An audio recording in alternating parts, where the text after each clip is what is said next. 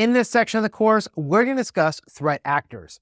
Now, before we get into the nitty-gritty of threat actors, their motivations, and how to better understand them, we need to know exactly what is a threat actor. Now, a threat actor is an individual or entity that's responsible for incidents that impact security and data protection. These actors, which can range from lone hackers to organized crime groups or even nation-state entities, will initiate attacks to steal, alter, or destroy your data.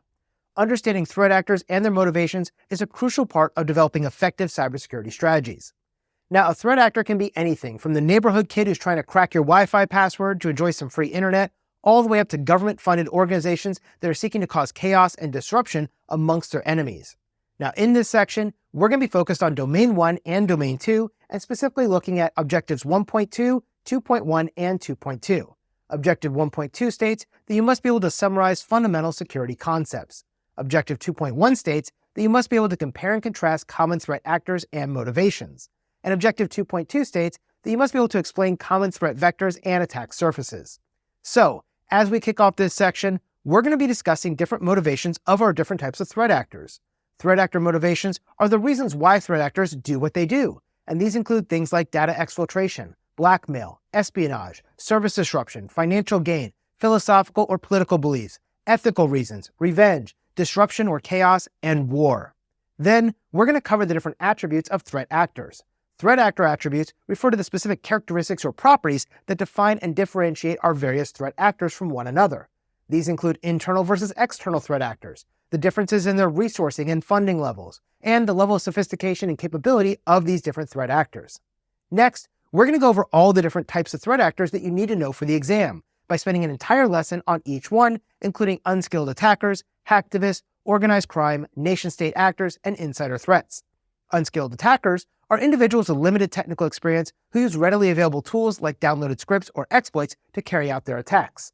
Hacktivists are cyber attackers who carry out their activities that are driven by political, social, or environmental ideologies who often want to draw attention to a specific cause.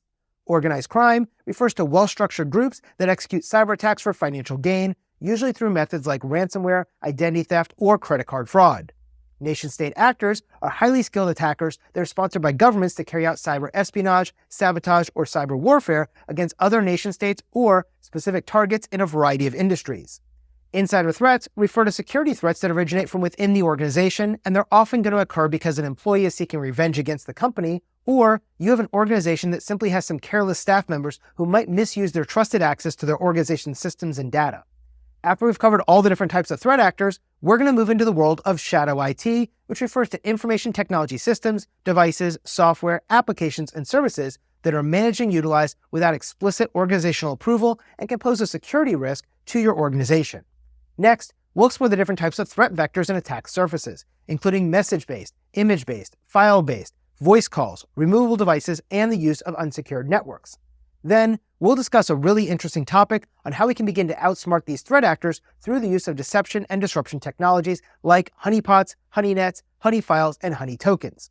Honeypots are decoy systems or servers designed to attract and deceive potential attackers, simulating real-world IT assets to study their techniques.